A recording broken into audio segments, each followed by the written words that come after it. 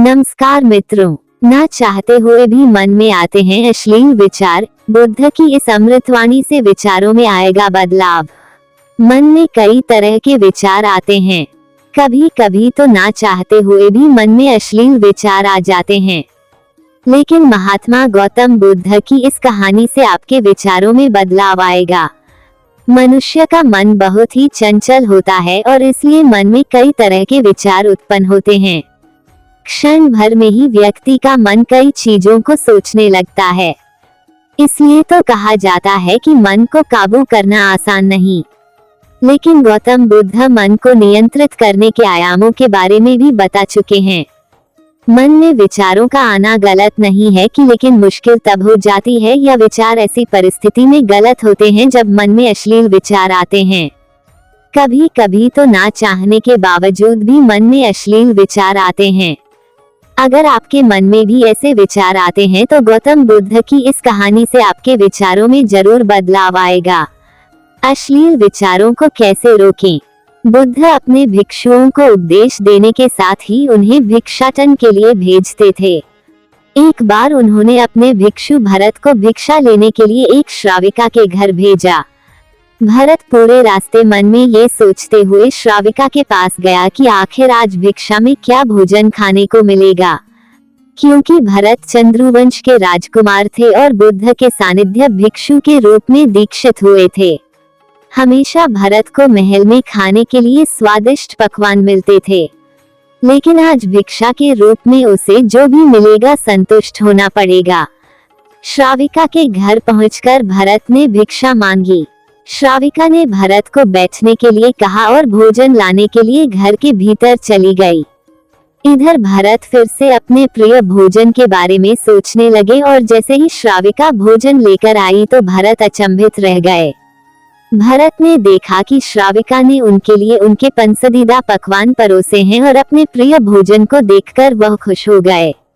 भोजन ग्रहण करते हुए भी भरत सोच रहे थे कि महल में तो उन्हें भोजन के बाद विश्राम करने की आदत है, लेकिन आज उन्हें भोजन के बाद वापस तेज धूप में चलकर आश्रम जाना होगा। लेकिन भोजन के बाद श्राविका ने भरत को कुछ समय के लिए विश्राम करने का आग्रह किया।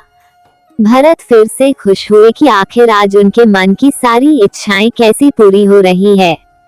इसके बाद भरत कुछ देर विश्राम करने लगे, लेकिन विश्राम करते हुए भी लेटे लेटे वह सोचने लगे कि आज तो मुझे भोजन के बाद विश्राम करने को मिल गया, लेकिन ऐसा रोज रोज नहीं होगा। जब भरत विश्राम के बाद उठे तो श्राविका ने कहा कि आप जब तक चाहे यहाँ ठहर सकते हैं।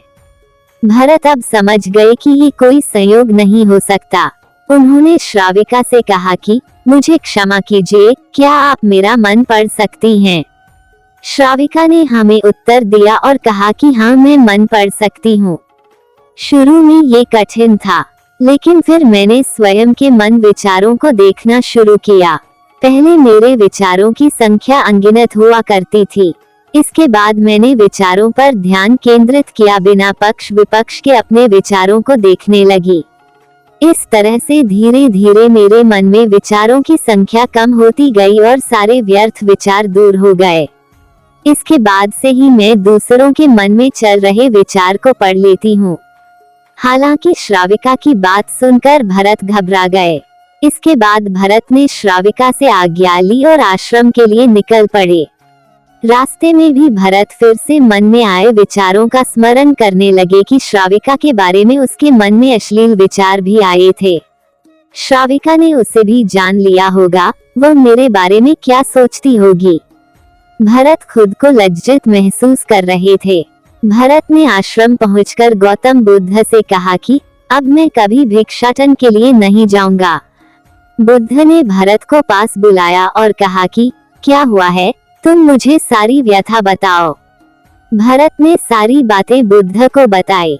इसके बाद बुद्ध ने कहा कि अगले एक हफ्ते तक तुम भिक्षाटन के लिए उसी श्राविका के घर पर जाओगे, लेकिन तुम्हें इस बात का ध्यान रखना होगा कि कल भिक्षाटन के लिए जाते हुए तुम अपने चित्त को पूरे होश में रखना। तुम्हारे भीतर क्या विचार उठे उन पर ध्यान केंद्रित करना और यह भी ध्यान रखना कि तुम्हारे मन में कौन सी वासना उठ रही है। तुम कल इन सभी चीजों को ध्यान में रखकर जाना और इसके बाद मुझे वापस आकर बताना। अगले दिन भरत भिक्षाटन के लिए गए। बुद्ध के बताए अनुसार वह पूरे रास्ते अपने होश को जागृत रखते हुए चल रहे थे। जब श्राविका का घर आया तो भरत ने भिक्षा मांगी। उसके भीतर कोई वासना नहीं थी और ना ही कोई विचार उत्पन्न हो रहे थे, क्योंकि उसने अपने मन को पूरी तरह जागृत रखा था। भरत ने भिक्षा ली और आश्रम चला गया।